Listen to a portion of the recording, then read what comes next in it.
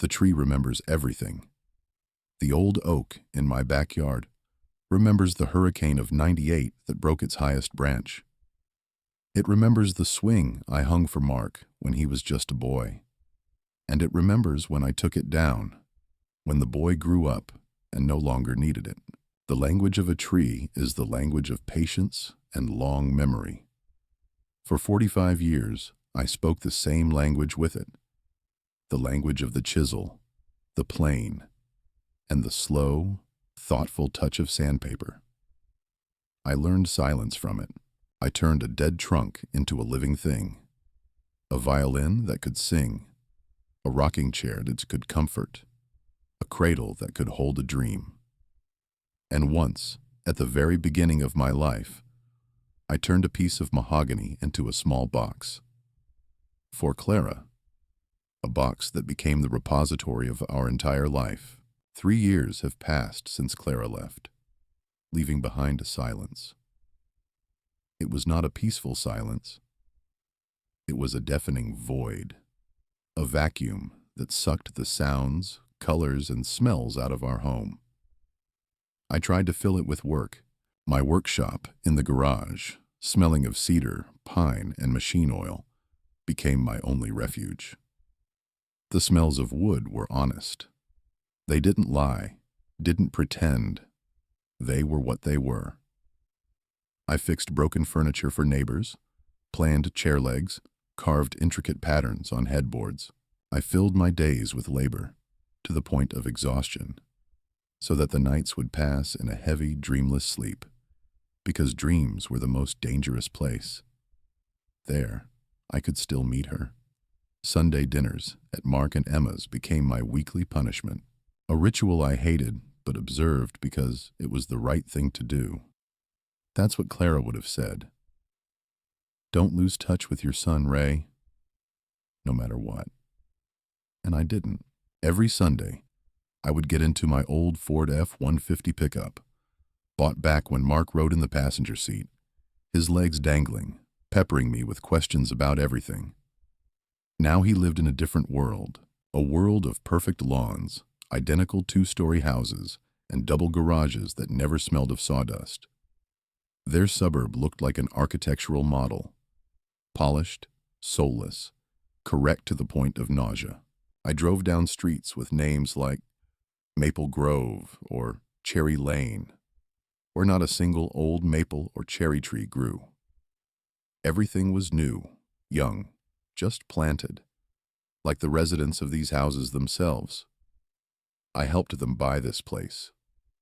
$50,000, a sum that still made my stomach clench. It was the money Clara and I had been saving for almost 10 years, for our dream. We wanted to buy a trailer and drive across the country, from the Appalachians to the Sequoias in California. Clara collected brochures from national parks, circled routes on a map. She would say, "When you retire, Ray, we'll be as free as birds." But when Mark came to me, his eyes downcast, mumbling something about a chance of a lifetime and an incredible opportunity, I gave him everything, without hesitation. Because Clara, sitting next to me then and already knowing about her diagnosis, squeezed my hand and said with her eyes alone, "Give it. The trees can wait. He is our future." I arrived, as usual, at 6 o'clock sharp, with a warm apple pie on the front seat. Clara's recipe. I could never make it as airy, but it was the only thing I could bring to their house, a piece of our past. Emma always greeted me with a perfect smile, took the pie, and said in her melodious voice, "Oh, Ray, you spoil us." It looks amazing. She was a master of such empty, beautiful phrases. Their house was a temple of minimalism. Gray walls, white furniture, glass surfaces. Not a single superfluous detail. No traces of life. No stack of old magazines. No children's drawings on the refrigerator. No worn-out blanket on the sofa.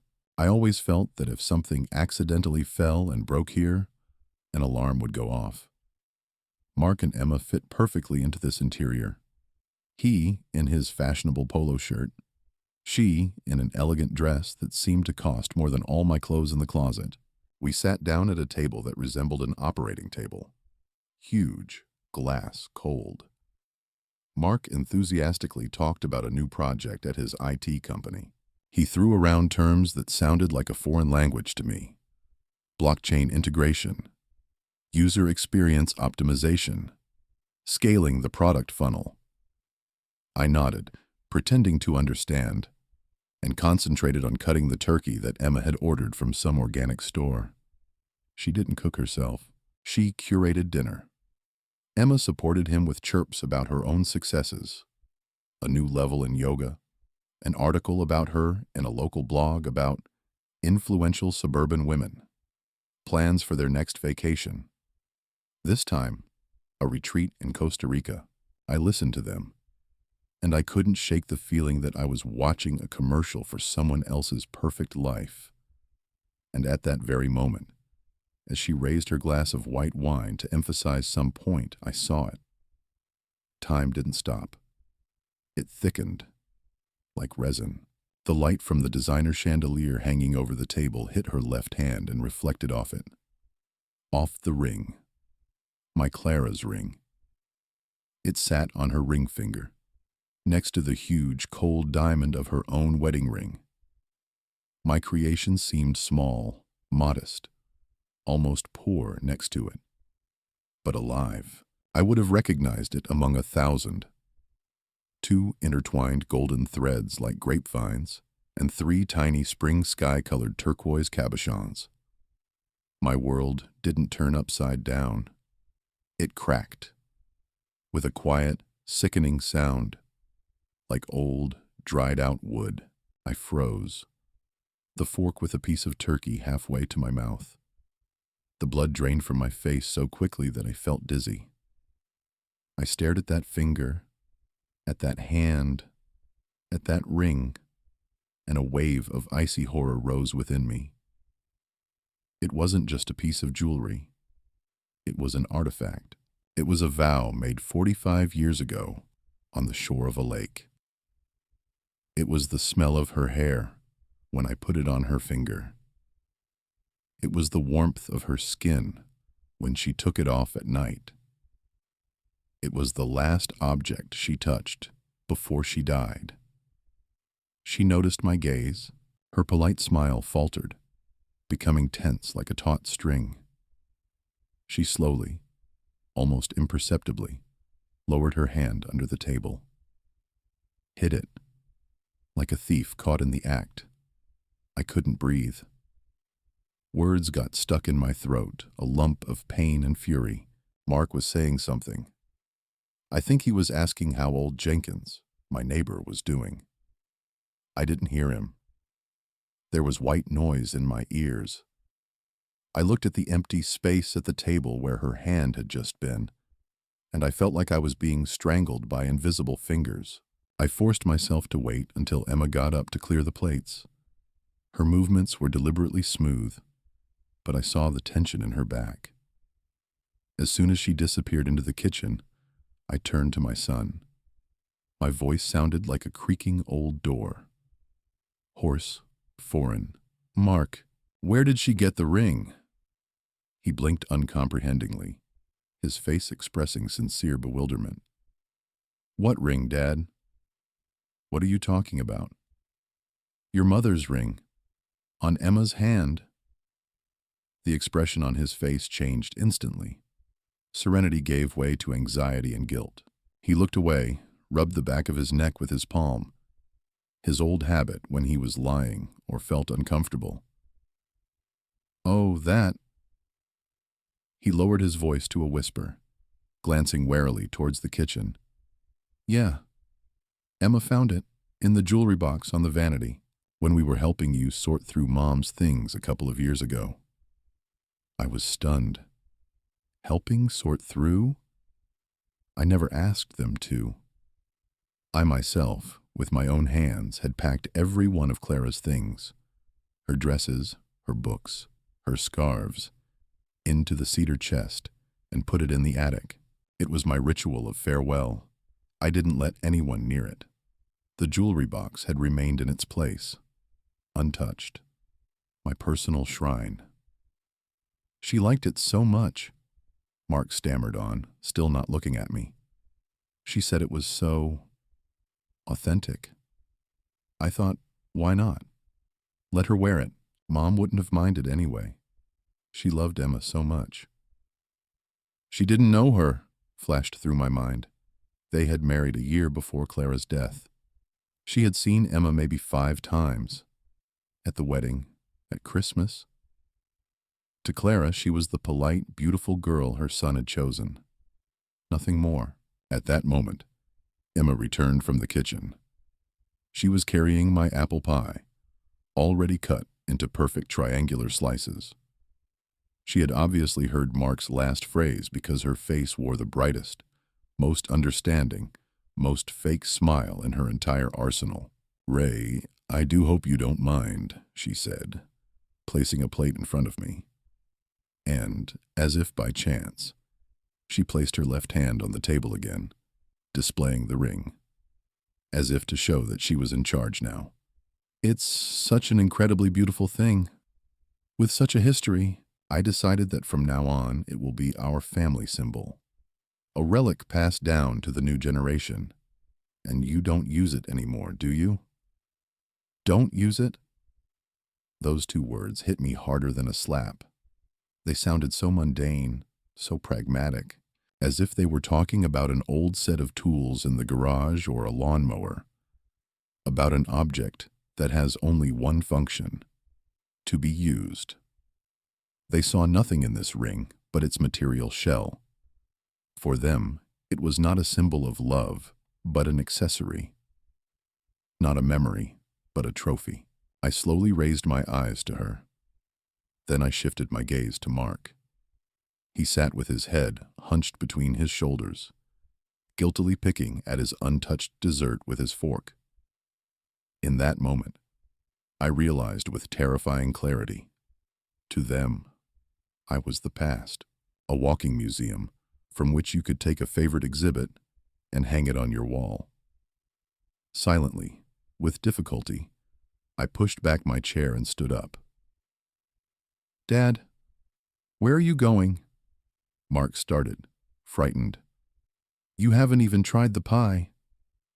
"I don't feel well," I managed to say, and it was the absolute truth.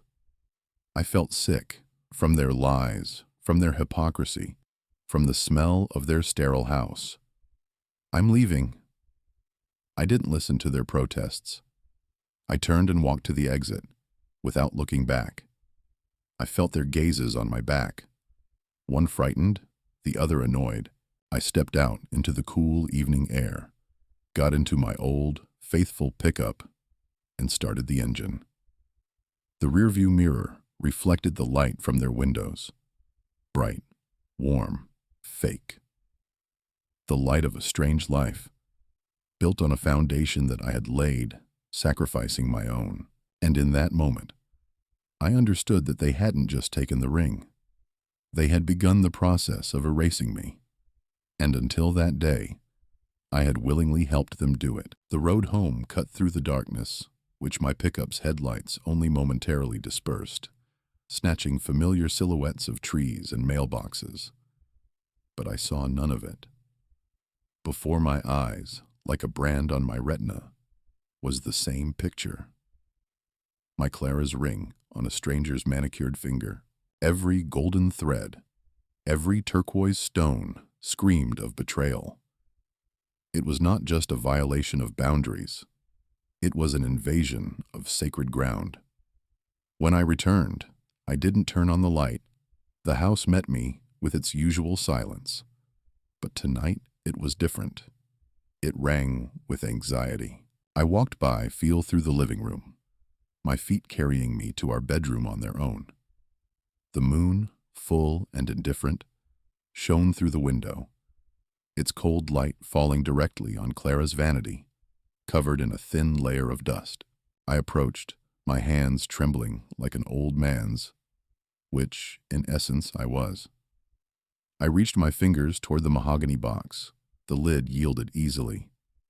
Inside, on the faded velvet, it was empty.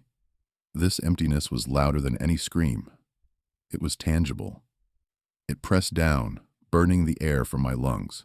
It was the final, irrefutable proof. The temple was empty. The altar desecrated. I sank onto the edge of the bed. The mattress creaked familiarly under my weight.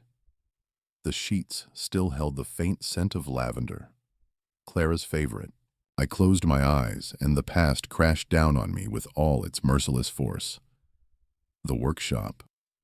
I'm 25. It smells of fresh pine sawdust, sweat, and happiness. My hands are strong, covered in calluses and small scratches. In my heart lives the certainty that love can build a house, raise a son, and conquer death. The foolish, naive confidence of youth. I had just spent my last savings on a used lathe, and I had no money for the diamond ring that all the girls dream of. But I was a carpenter. I could create beauty from nothing. I worked on the ring at night by the light of a single lamp when Clara was already asleep. I had secretly brought small vices from the workshop, clamping the thin gold wire which I had traded from an old jeweler for a carved box. I began my magic. My rough fingers, accustomed to an axe and a chisel, seemed ill-suited for such fine work. I intertwined two threads, slowly, with a bated breath, creating the pattern I had seen in a dream.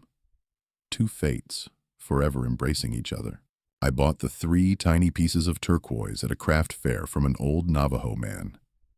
He looked at me with his coal-black eyes and said, "This stone holds the sky within it. It will protect your love from evil spirits." The very day I finished it, we had a fight, a terrible one, to the point of tears, over some foolishness that I can't even remember now. Maybe about money, maybe out of jealousy.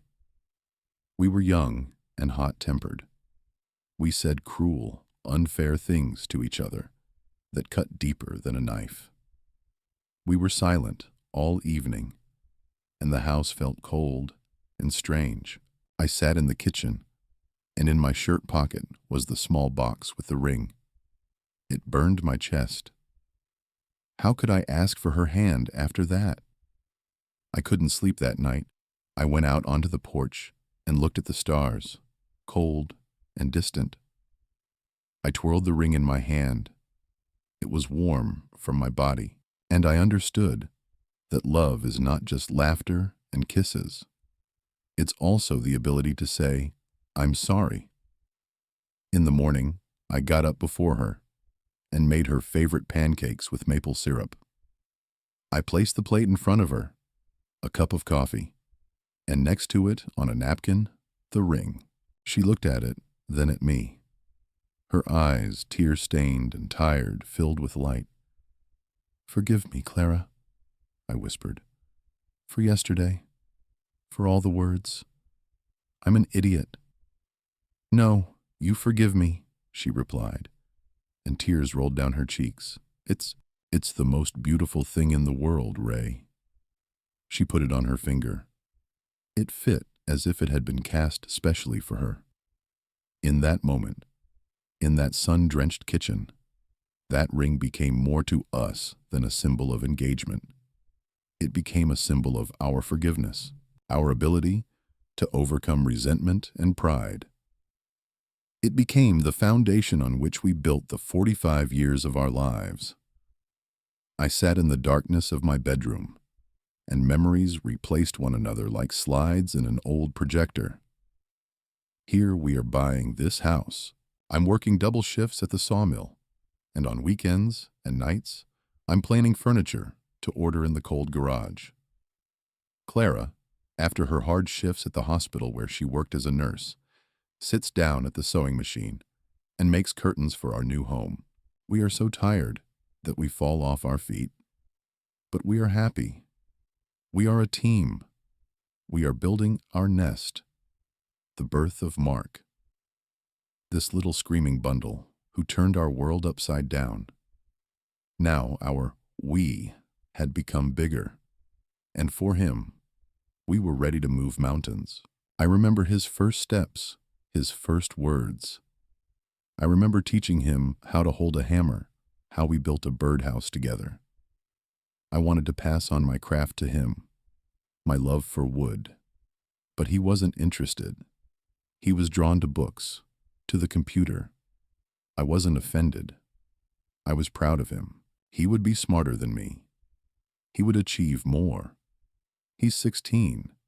His friends drive around in pickups. He comes home gloomy, withdrawn. He doesn't ask. He just suffers in silence. And I can't stand it. I see how important it is for him to be one of the pack. And I make a sacrifice. I have a collection of antique German tools, planes, chisels, hand drills. I had collected them for many years, sought them out at flea markets, traded for them. Each one is a work of art. I sell them, all of them, to some slick collector for half their real value. With the money, we buy Mark a used but decent Ford Ranger. He shouts with delight. He hugs me and says, "Dad, I'll never forget this." He forgot, like many other things. I stood up and, shuffling my feet, went to the old dresser where I kept important papers. I found a thick folder labeled Mark. Inside, neatly filed by Clara, were the records of my sacrifices. Here is the contract for the second mortgage on our house. We took out a huge loan to pay for his education at a prestigious private college. He wanted to be a lawyer. Clara said then, "Let him study. We have to give him the start that you and I never had." He dropped out of law school after 2 years and switched to the business faculty. We continued to pay. Here are the checks for his first wedding. Yes, first, to a girl named Susan. The wedding was lavish because her parents insisted. We paid for half. They divorced 3 years later. Mark was left with debts. We helped him pay them off, and here is something I tried not to remember: the deed of sale for a small plot of land by the lake that I inherited from my father. My father had dreamed his whole life of building a cabin there, to fish in his retirement and watch the sunset. He didn't make it. I kept that land as a sacred trust, as the last thread connecting me to him. But 5 years ago, Mark's startup, in which he had invested all the money from his divorce, was on the verge of collapse. He was facing bankruptcy, court, disgrace. He came to me, broken, defeated. For the first time in many years, I saw my grown son cry, and I sold my father's land. I sold his dream to save my son's future. I went through these papers, and a cold, hard rage tightened my heart. Not a stormy rage, but a calm one, like ice. The rage of a man who has been methodically and systematically used. Our entire life with Clara, full of hard work and hardship, had been converted into this, into his beautiful house, his expensive car, his wife with her yoga and retreats. We gave him everything we had and even more, and in return, they took his dead mother's ring and called it a family symbol. The hospital ward, sterile, white, smelling of bleach and hopelessness. Cancer is an ugly, greedy monster. It was eating my Clara from the inside, day by day. The chemotherapy that was supposed to save her burned out the remnants of life in her. Her beautiful brown hair fell out. Her skin became thin and gray. She lost so much weight that she became a shadow of her former self. But her eyes, the light still lived in them. Her fingers swelled, and she could no longer wear the ring. She gave it to me for safekeeping, with the words, "Take care of it, Ray. Our whole life is in it."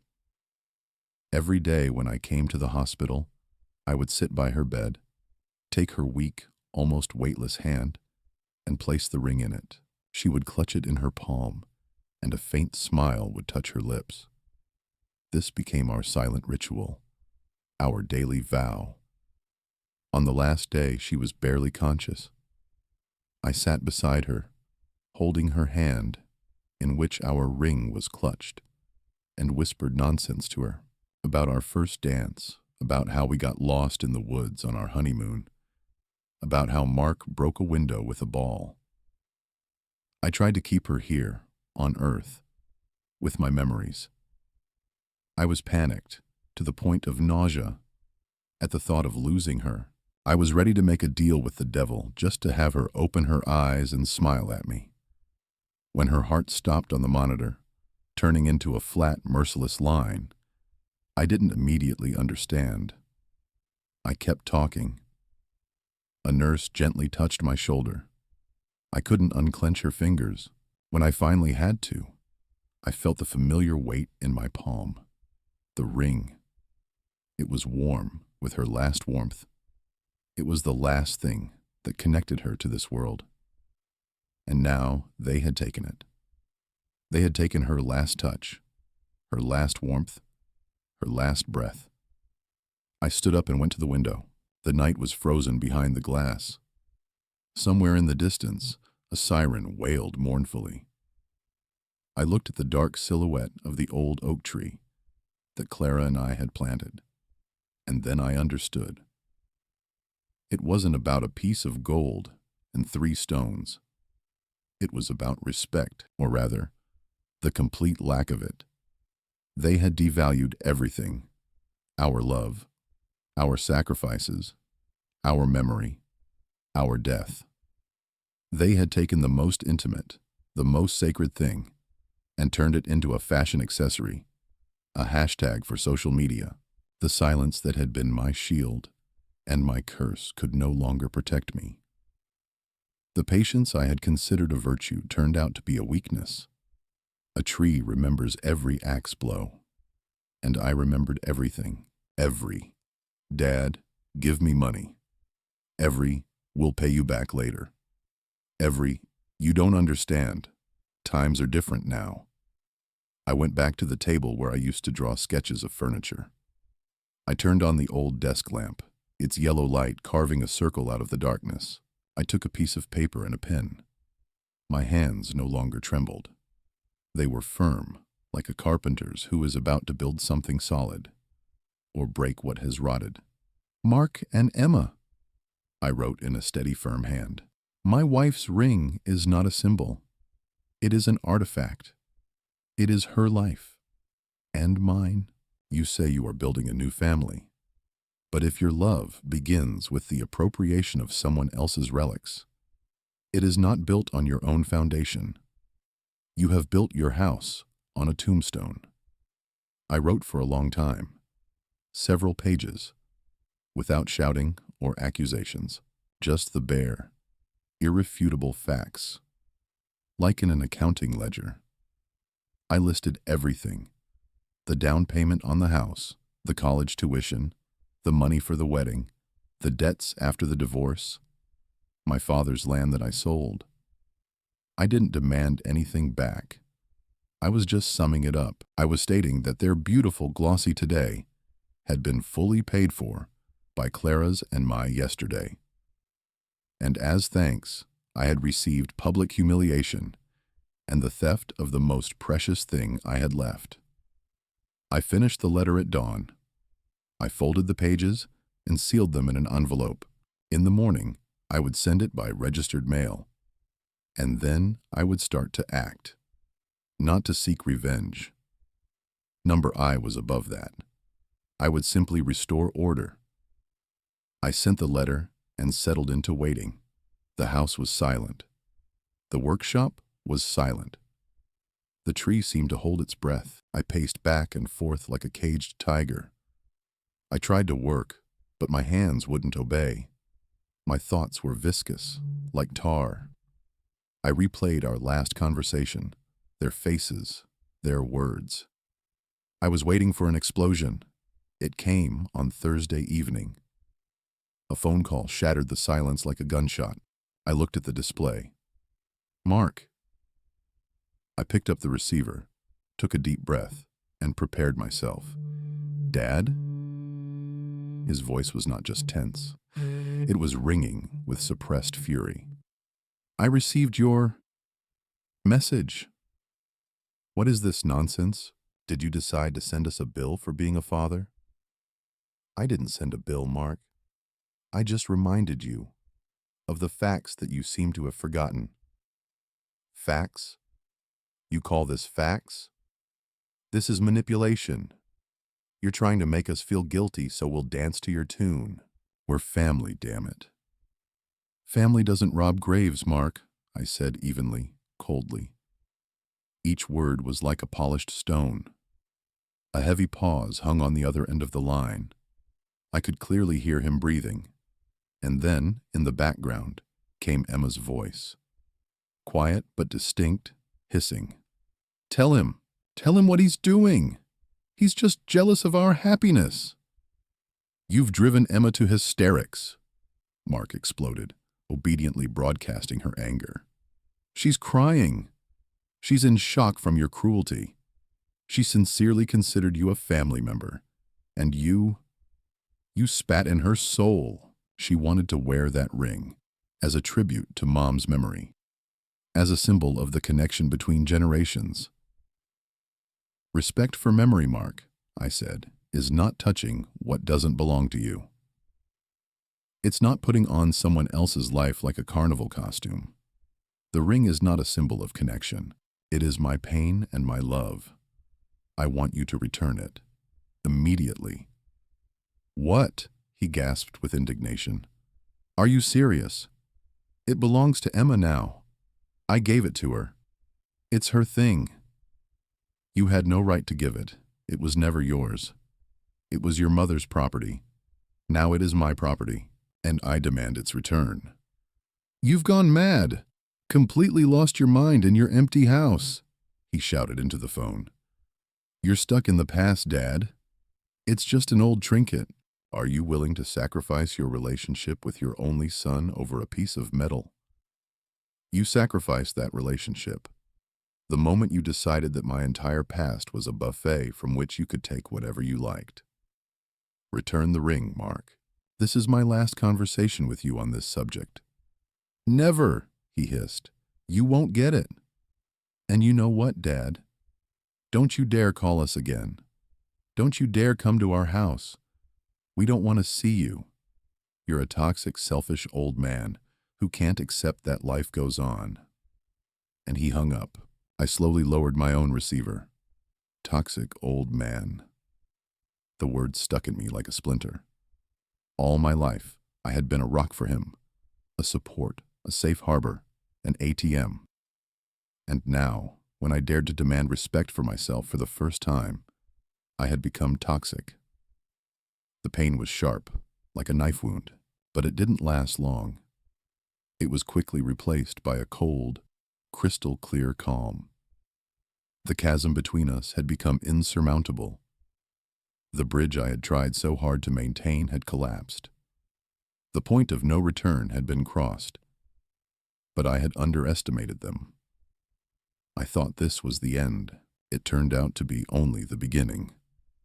The real blow was struck the next day, a blow that was cowardly, public, and calculated to completely destroy me. My neighbor Janice, a kind soul with whom I sometimes had tea on the porch, called me. Her voice trembled with excitement. "Ray, dear, I don't want to upset you, but have you been on Facebook today?" I rarely used the social network. My page was abandoned. I looked at it once every 6 months. "No, Janice. What's happened?" "Just go to Emma's page. It's open to everyone. Just look. And Ray, whatever is there, know that Frank and I are on your side." With a heavy premonition, I turned on my old, slow computer. I found Emma's page, and I saw the post they had published last night, right after our conversation. It was a professionally taken, filtered photograph. Emma's delicate, manicured hand lay on Mark's strong, masculine hand. On her finger, in the very center of the frame, Clara's ring shone. It was shot in such a way that every detail, every golden thread was visible. It was not just a snapshot. It was a piece of evidence. And below it, the text, long, full of false nobility and passive aggression. How painful it is sometimes to realize that the people closest to us can be the source of the greatest pain. Mark and I have always believed that family is a fortress. It is love, support, and the continuity of generations. When I received this priceless family heirloom, my husband's mother's ring, as a gift, my heart filled with awe. I vowed to wear it as a symbol of eternal love and an unbreakable bond with the woman whom, unfortunately, I knew so little, but whom I admired. But alas, not everyone is able to let go of the past and accept the happiness of their children. Some people, embittered by grief and loneliness, begin to cling to material things, mistakenly believing that memory can be locked in a box.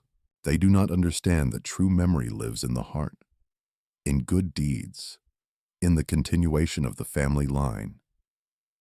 We are very hurt, but we hold no grudge. We will pray for those who have lost their way in the darkness of their past, and we believe that love and forgiveness always win. Family, first, new beginnings, legacy of love, overcoming, strength of spirit. I was shaking. The blood pounded in my temples. They weren't just lying. They had created an entire alternate reality in which they were the noble victims, and I was the malicious, crazy old man. They had turned the situation inside out and put it on public display, collecting applause. And below were the comments. Dozens of comments from their friends, as glossy and fake as they were. Emma, you are so wise and strong. Don't pay attention to toxic relatives. Keep your head up. Hang in there, guys. It's so sad when the older generation can't be happy for the young and tries to control them. Just let this person go. He needs help, not judgment.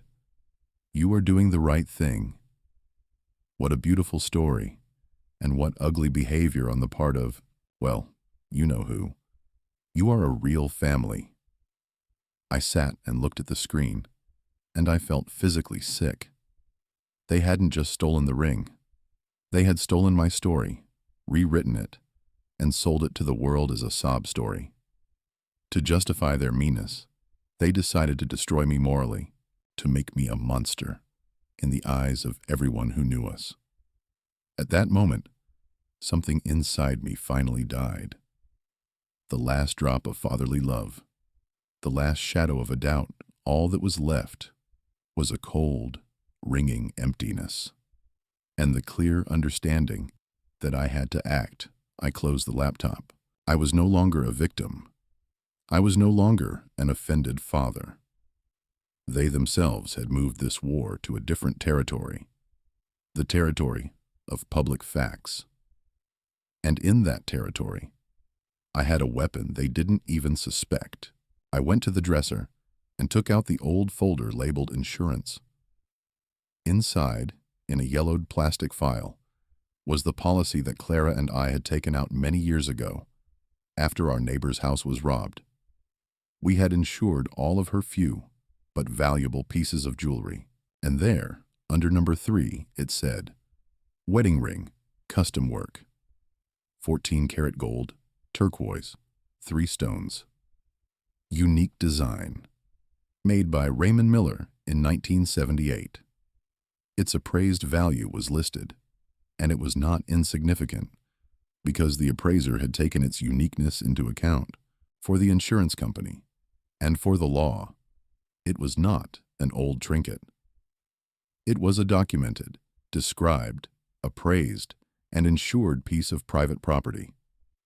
The property of Clara Miller, which, after her death, according to the certificate of inheritance, passed entirely to me. I found a business card in my address book that I had kept for several years. Arthur Hammond, attorney at law, a small office in an old building downtown. I had once fixed an antique desk for him, and he had impressed me as an honest, solid man of the old school, a man who believes in the law, not in hashtags. I picked up the phone. My hands no longer trembled. I dialed the number. Arthur Hammond's office. Hello. May I speak with Mr. Hammond? Tell him it's Raymond Miller, the carpenter. I have a case for him, a case of restoring justice. Arthur Hammond's office was an extension of himself, solid, a bit old-fashioned, and completely reliable. The walls were lined with shelves of leather-bound books, and it smelled of good tobacco and old paper. Hammond sat behind the very same solid walnut desk to which I had given a second life. He was about 5 years older than me, with thick white hair and shrewd eyes behind thick glasses. He listened to my story silently and attentively from beginning to end. I spoke calmly, without emotion, as if reading a report. I told him about the dinner, the ring, my letter, the phone call. At the end, I placed a stack of documents on the polished desktop in front of him. A printout of the Facebook post with all the comments, a copy of my letter, Clara's death certificate, my certificate of inheritance, and, as the icing on the cake, the insurance policy itself. Hammond studied the papers for a long time, slowly turning the pages with his dry, gnarled fingers. Then he took off his glasses, wiped them with a handkerchief, and looked at me. Ray, this is one of the ugliest stories I've heard in a long time, he said in a quiet but firm voice. And, unfortunately, it's not unique. A generational conflict, seasoned with selfishness and digital hypocrisy. I understand that for you, this isn't about the appraised value of the ring. It's about the principle, Arthur. About dignity. Exactly, he nodded. From a legal standpoint, their position doesn't hold water. The ring is your legal documented property. Their actions, namely their refusal to return it upon your demand, qualify as unlawful detainer of another's property. To put it simply, it's theft, period. The word theft, spoken aloud by a respected lawyer, sounded like a verdict. It freed me from my last doubts. I was not a crazy old man. I was a robbed man. What's our plan of action? I asked, feeling something inside me straighten up. We'll start civilized, but firm, Hammond said. I'll prepare a formal legal letter. In it, we'll state the facts, refer to the documents, and demand the immediate return of your property within 7 calendar days. We'll attach copies of the insurance policy and the certificate of inheritance to the letter so they understand we're not joking. If they refuse or ignore it, we'll file a civil lawsuit. It's a simple case of replevin, the recovery of property from someone who is wrongfully in possession of it. We'll win, Ray. It's just a matter of time and your nerves. My nerves have been tempered by 45 years of working with wood, I replied. Do what you have to do. When I left his office and stepped out onto the sun-drenched street, I felt an incredible sense of relief. It was as if a heavy weight had been lifted from my shoulders. I was no longer a lonely, humiliated old man fighting windmills. I had become a plaintiff. I had moved this messy family conflict from the realm of fake emotions and hashtags to the clear and precise realm of the law. I wasn't going to take revenge or humiliate them in return. I was going to put things in order. Like in my workshop, when after a long day's work, you sweep up the sawdust and put the tools back in their proper places. The response came a week later. Hammond called me. Ray, we have news. They've hired a lawyer and sent a reply. In short, they're refusing. On what grounds? Oh, it's quite a poem. Hammond's voice held a note of irony. Their lawyer writes that the ring was a symbolic gift. a sign of welcoming the daughter-in-law into the family. That your son, as the only child, had an inalienable moral right to dispose of his late mother's personal effects of no material value. They call your lawsuit an attempt at posthumous control and an act of emotional blackmail. Moral right? I chuckled bitterly. They're covering up theft with pretty words. It's a standard tactic, Ray. To talk it to death, to confuse, to play on emotions. In court, all these moral rights aren't worth a cent. Well, if they've chosen war, they'll get it. I'm preparing the lawsuit. The process began to turn, slowly, like the millstones of justice. Summonses, motions, requests. Their lawyer, a young and slippery type, tried to drag out the case, demanding some absurd documents, even trying to initiate a query about my mental state, hinting that I was acting irrationally due to grief. But Hammond was like a granite rock. He methodically and coldly repelled all their attacks, presenting the court with only facts and documents. All this time, I lived in self-imposed isolation. I blocked their numbers, deleted my Facebook page. I created an invisible cocoon of silence around myself, and I went back to work. My hands remembered their craft. I finished a cherry bookshelf, and it turned out magnificent.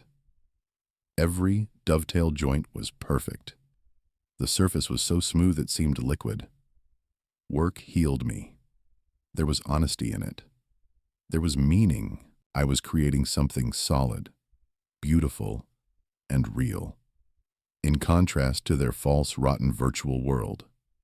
One day, at the local supermarket, I ran into a woman I vaguely remembered from Mark's wedding. She was a friend of Emma's. Seeing me, she put on a sympathetic face and said, "Mr. Miller, I heard everything. I'm so sorry. I hope you find it in your heart to forgive them." I didn't say anything. I just looked at her, in a way that made her feel uncomfortable, and hurry away. I realized their propaganda was working. In their circle, I was the villain, and that only strengthened my resolve. The court hearing was scheduled for 3 months later. It wasn't a high-profile trial with a jury and television cameras. A quiet, almost mundane hearing in a small civil courtroom. I wore my only decent suit, the one I had buried Clara in. Mark and Emma sat on the opposite bench with their smug lawyer. Emma was dressed in a modest dark dress, her face an expression of offended innocence. Mark never once looked at me. He stubbornly studied the toes of his expensive shoes, as if the answer to life's greatest question was written there. Hammond spoke first, calmly, clearly, to the point. He laid out the chronology of events. He presented the court with all the documents. He read aloud that very Facebook post, and in the dead silence of the courtroom, the words about a heart embittered by grief sounded particularly false. Then their lawyer stood up. He began his speech with pompous pronouncements about a family tragedy, about a deep misunderstanding between a father and son, about how his clients had acted solely out of good intentions, wishing to honor the memory of the deceased. The judge, an elderly, stern woman with a tired but intelligent face, listened to him for a few minutes and then couldn't take it anymore and interrupted. "Counselor, let's get to the point. Can you present the court with a single document confirming that the plaintiff, Mr. R. Miller, Sr., gave or bequeathed this ring to his son?" "No, Your Honor, but it was a verbal, symbolic gesture, stemming from family traditions." "Counselor, in this courtroom, we operate not on symbolic gestures, but on articles of law." The judge cut him off.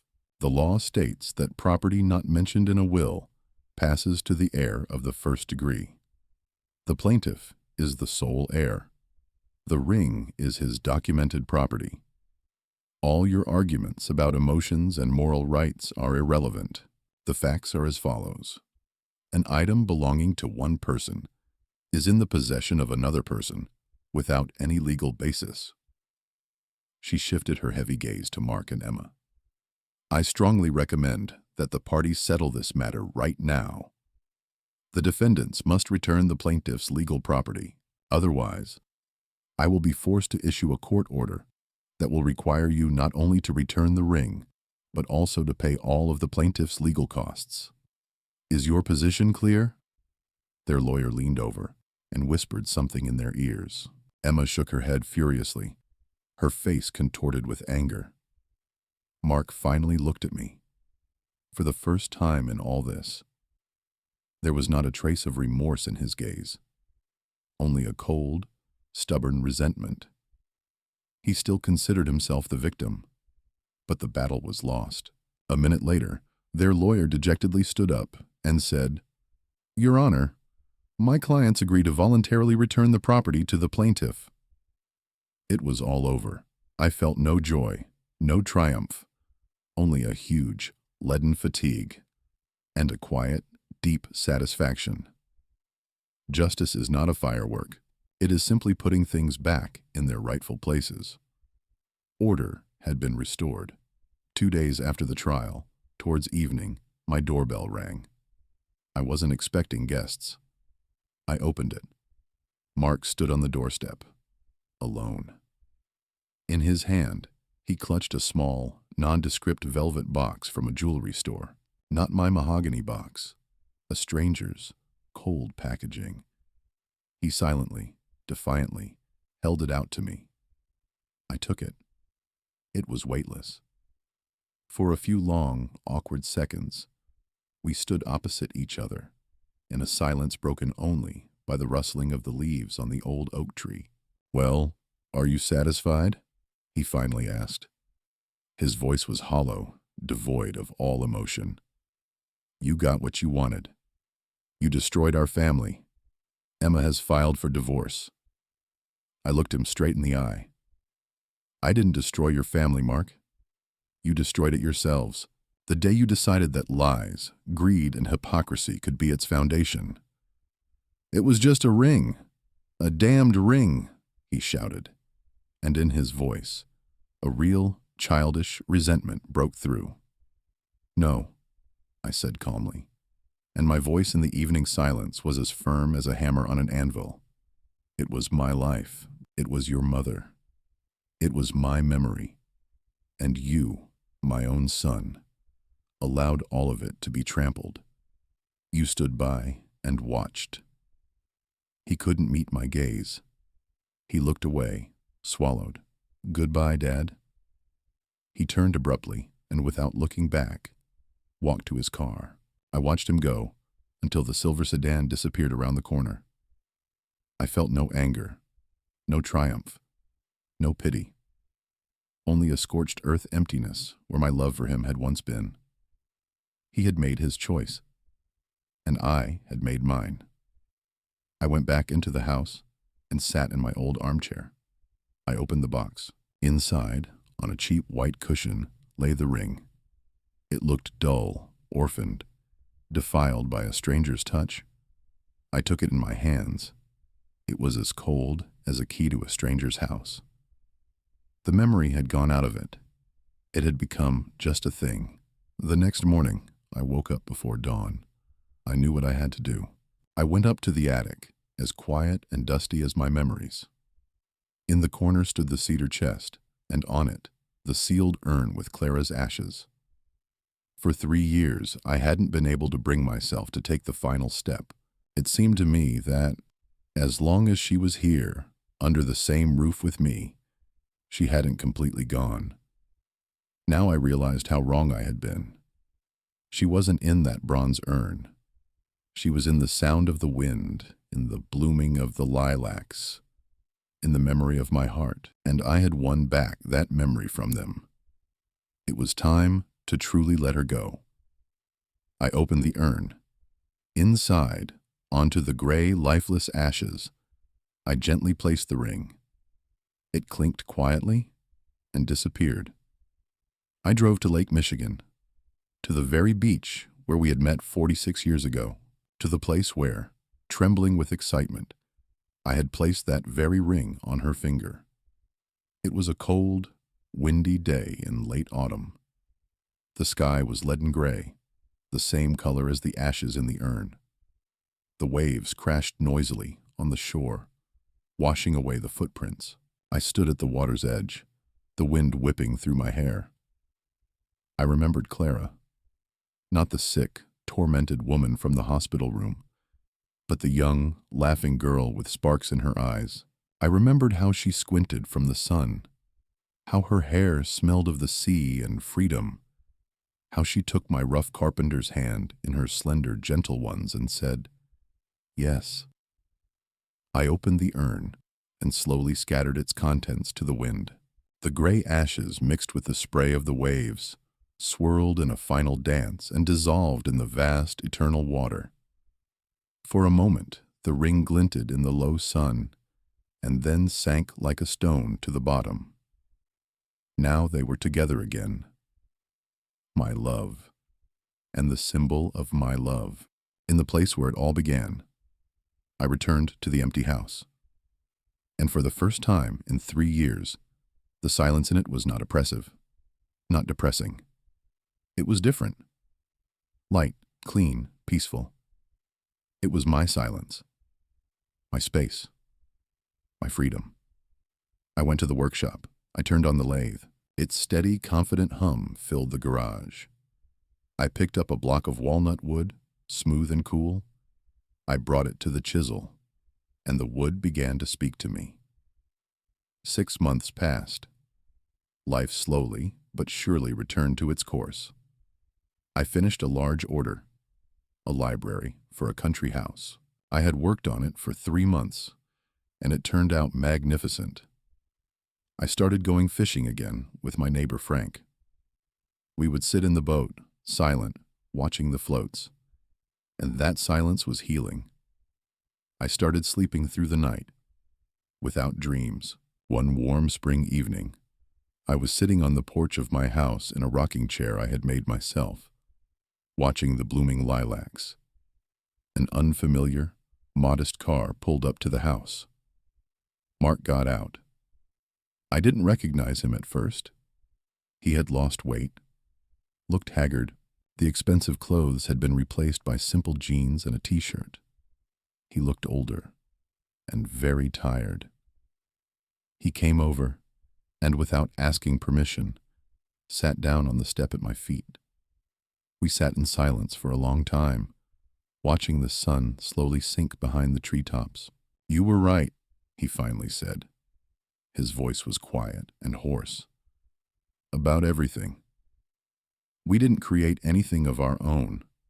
We were just living in a stage set. We took your money, your land, your history. And when you took back even a piece of it, everything collapsed like a house of cards. Emma left me for some life coach. I'm selling the house to give her half." I was silent. I listened to some evening birds singing. "All this time, I thought that things make you happy." He chuckled bitterly. "The more things you have, the more successful you are. I tried so hard not to be like you, a simple working man. I was so ashamed of it. And in the end, I have nothing left. And you." He looked around at my old house, my overgrown garden, my calloused hands. "And you have everything." He turned and looked up at me, and in his eyes, for the first time in many, many years, I saw not resentment, not anger, but real, hard-won remorse. "Forgive me, Dad, if you can." I looked at him, at my 40-year-old, lost, unhappy son. The anger and resentment had long since gone, dissolved like my wife's ashes in the lake. All that remained was a heavy, universal sadness. "Now go and create something of your own," I said quietly. "Something truly your own, from the very beginning, with your own hands. I won't give you anything else. No money, no land, no advice. Everything I could give, I have already given, but you can take responsibility. That is the only thing a man must take for himself." He nodded slowly, as if every movement caused him pain. He sat for a little longer, and then he silently stood up and left. I was left alone. The porch smelled of lilacs and spring earth. I didn't know if we would ever be able to forgive each other, but I knew that I had won back the right to my own life, to my past, my present, and my future. I closed my eyes and smiled, for the first time in a very long time, without a shadow of bitterness. It was a calm, quiet smile of a man who had survived a storm and seen a clear sky. The smile of a man who had put his world in order. Tomorrow I would go back to my workshop, and the wood would speak to me, and I would listen.